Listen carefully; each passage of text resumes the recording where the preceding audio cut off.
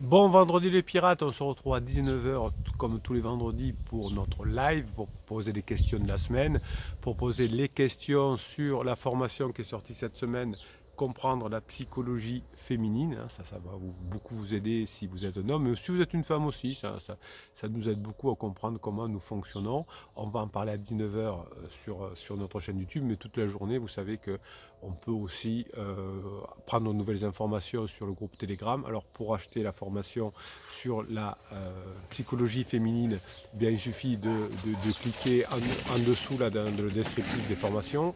Ce canal Telegram, hein, vous pouvez trouver plein d'informations, je vous écris des textes la journée, je vous fais des shorts, je vous fais des vidéos. Cliquez sur le lien pour aller sur le canal Telegram, vous avez plein d'infos qui sont là toute la journée avec vous. Alors aujourd'hui on va faire un exercice un peu particulier, vous m'avez défié, hein. Vous savez que il y a eu un jeu cette année, hein, un défi cette année chez les pirates, vous m'envoyez sur mon groupe, sur mon WhatsApp pardon, ou par mail, des histoires, soit votre histoire, soit l'histoire de quelqu'un que vous connaissez, soit une histoire que vous avez trouvée sur internet, soit une histoire que vous avez créée et inventée de toutes pièces. Et aujourd'hui, vous m'avez lancé un défi. Un pirate m'a dit je vais créer un livre. Alors c'est pas vraiment un livre, vous allez voir, hein, c'est des pages d'un livre et avec des chapitres. Et on va lire les chapitres. Et le défi c'est est-ce que vous pensez que le bouquin pourrait devenir un best-seller, une référence sur la crise existentielle, et vous allez voir qu'il y a quelque chose à la fin qui va vous faire bosser les pirates. Je vais vous donner un défi à la fin de cette vidéo, on va se régaler. Donc aujourd'hui, défi un peu spécial pour le capitaine, des chapitres de livres, et on va voir si ça pouvait correspondre, je vais vous donner mon avis, si ça peut correspondre à un livre qui pourrait raconter une vraie histoire. On y va.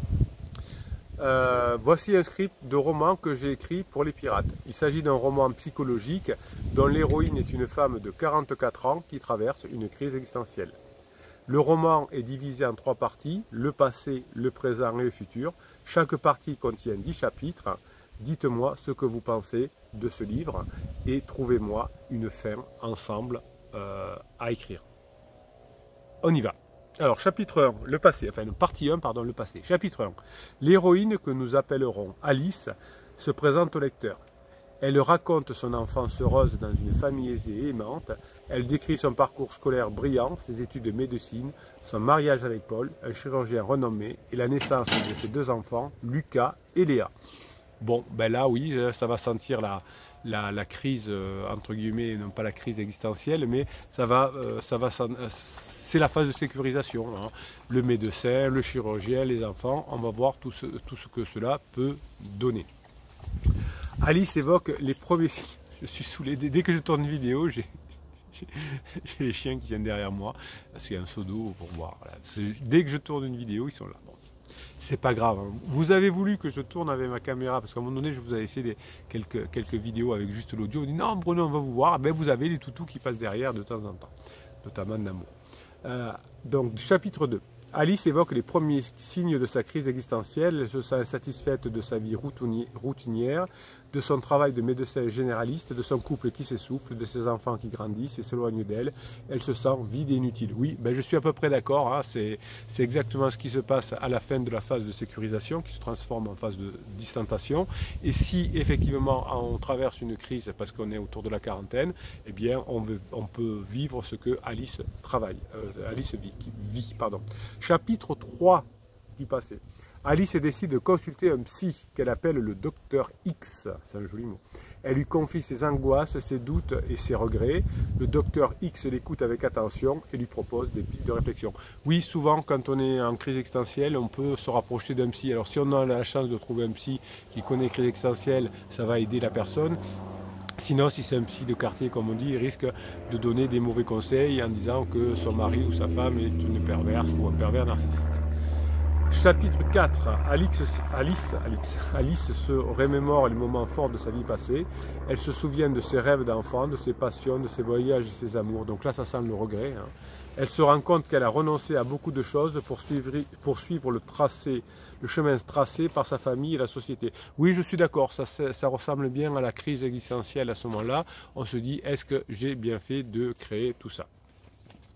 Alice fait un cauchemar dans lequel, chapitre 5, pardon, elle se voit mourir sans avoir accompli quoi que ce soit, elle se réveille en sueur et en pleurs, elle se sent perdue, désespérée. Oui, je vous avais fait une vidéo là-dessus, effectivement, les rêves pendant les crises existentielles peuvent déclencher aussi des choses en disant, par exemple, j'ai rêvé de mon collègue de bureau, c'était bien, on faisait l'amour par exemple, eh bien ça peut déclencher quelque chose dans le réel.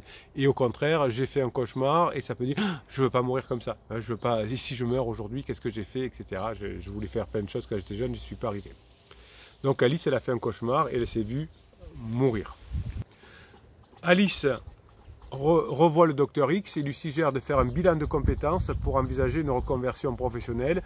Je ne sais pas si les médecins font des bilans de compétences, je ne sais pas si ça va tenir dans le roman, mais pourquoi pas. Il lui conseille aussi de reprendre contact avec ses amis d'enfance et de jeunesse qu'elle a négligés. Bon, pourquoi pas. Alice suit les conseils, chapitre 7 du Dr X. Elle passe un test de personnalité qui révèle qu'elle a des aptitudes pour l'écriture, l'art et la communication. Oui, quand on est en crise de la quarantaine, ou de la trentaine d'ailleurs, hein, on est un peu là-dessus, hein, effectivement, sur je veux devenir écrivain, je veux devenir thérapeute, etc. Alors, pas psychiatre, hein, pas un truc qui va demander beaucoup d'études, voilà, un peu thérapeute. Parfois, c'est un coach, il y a des personnes qui, au moment de la crise de la quarantaine, deviennent coach. Évitez de faire ça. Hein.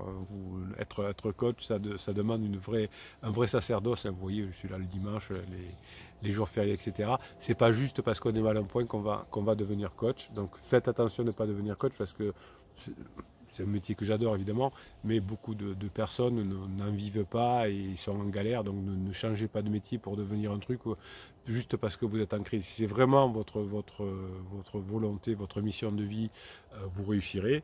Mais si c'est juste parce que vous êtes en crise de la quarantaine, ça peut ne pas fonctionner.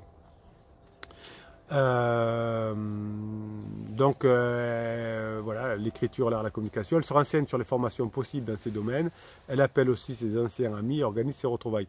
Donc oui, on peut être sous l'emprise d'un psy, hein, vous voyez, qui lui dit de faire un truc. Elle le fait, donc ça peut marcher dans le roman.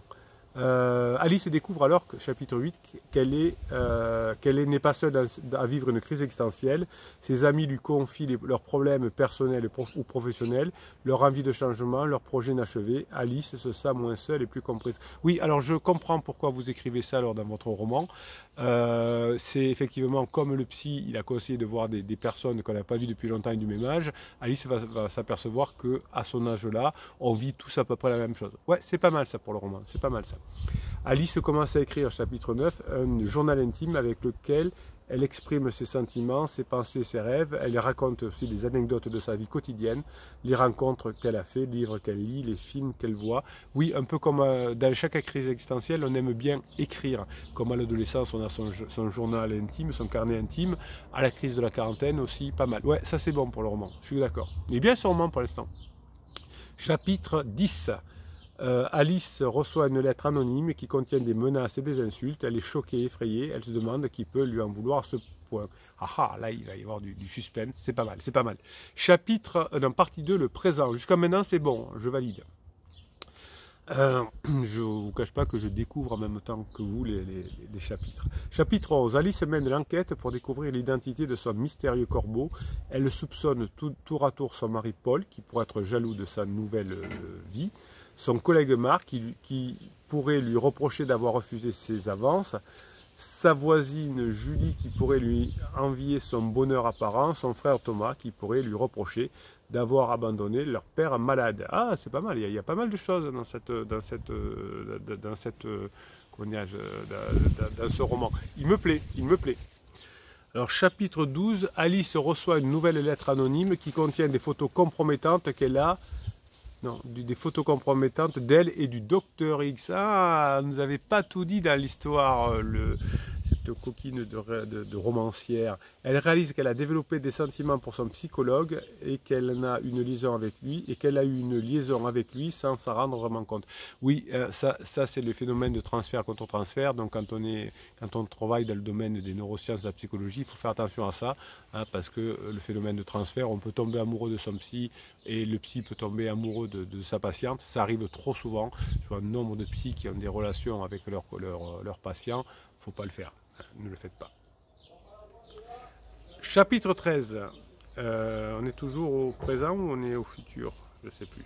Non, on est au présent.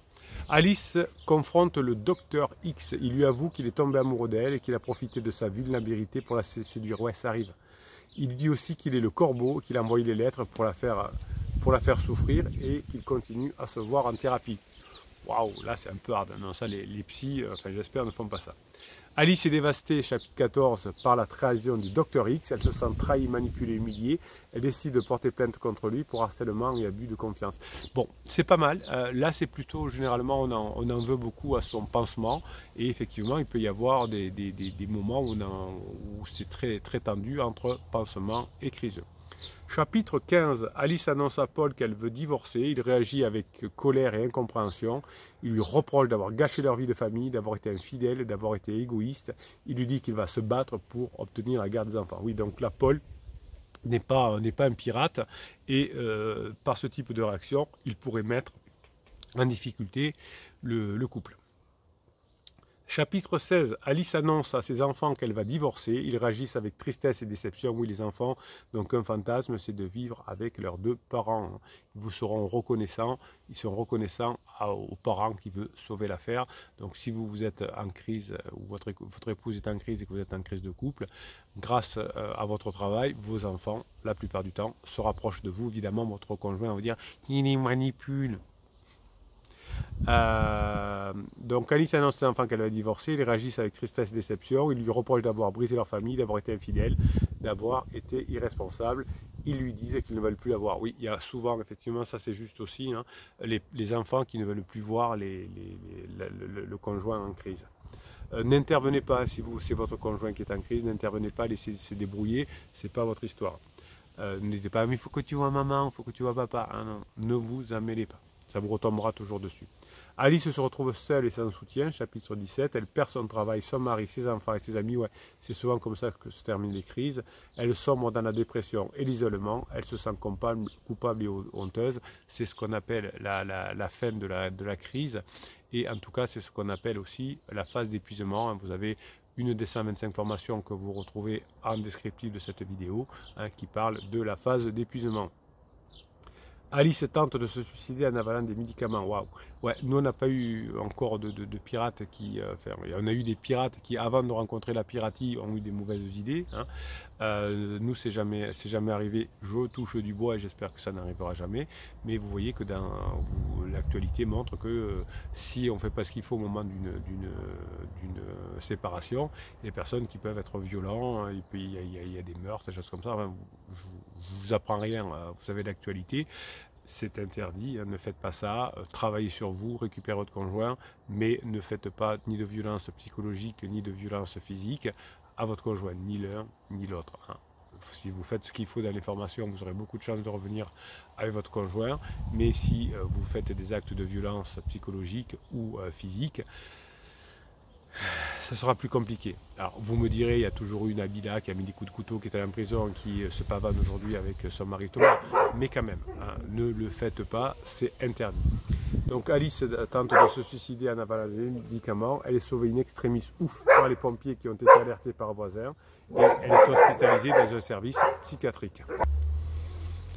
Alice reçoit la visite de sa mère, chapitre 19, qu'elle n'avait pas vu depuis longtemps. Oui, effectivement, pendant les crises, on se brouille aussi, où on s'éloigne de ses parents qui ne supportent plus notre changement de comportement. Sa mère lui dit qu'elle aime et qu'elle est fière d'elle. Elle lui raconte son propre parcours de femme, ses difficultés, ses choix et ses regrets. Oui, souvent les mamans ou les papas ont aussi traversé des crises existentielles. Elle dit qu'elle comprend ce qu'elle vit et qu'elle est là pour l'aider. Si vous dites ça à votre épouse ou votre époux, c'est pareil. Hein, si vous dites je comprends ce que tu traverses, ça peut aider. Partie 3, le futur, chapitre 21. Alice sort de l'hôpital après avoir suivi une thérapie. Elle se sent plus forte et mieux dans sa vie. Elle décide de reprendre sa vie en main et réaliser ses rêves. Ça me paraît très bien ce roman, il me va bien.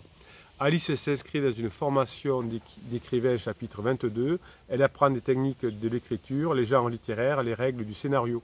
Elle peut aussi faire la formation storytelling, hein, qu'il y a dans les 125 formations. Elle est très bien. Et elle est appliquée en plus aux personnes en crise.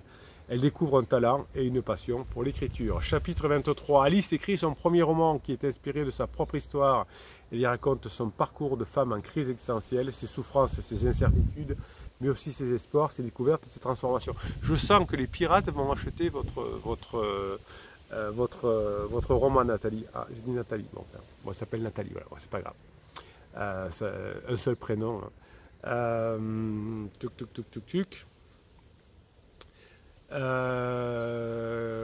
Chapitre 22. Non, chapitre 24, pardon. Alice envoie son manuscrit à plusieurs maisons d'édition. Elle reçoit plusieurs refus, polis et silencieux. Elle ne se décourage pas et continue à envoyer son manuscrit. Oui, hein, vous pouvez, comme le capitaine, être libre et publier votre ouvrage sur Amazon. Aujourd'hui, c'est faisable, hein, donc le capitaine l'a fait. Donc ça évite de passer par les maisons d'édition qui sont souvent intéressants parce qu'ils font du marketing, mais assez saoulant dans la façon de créer.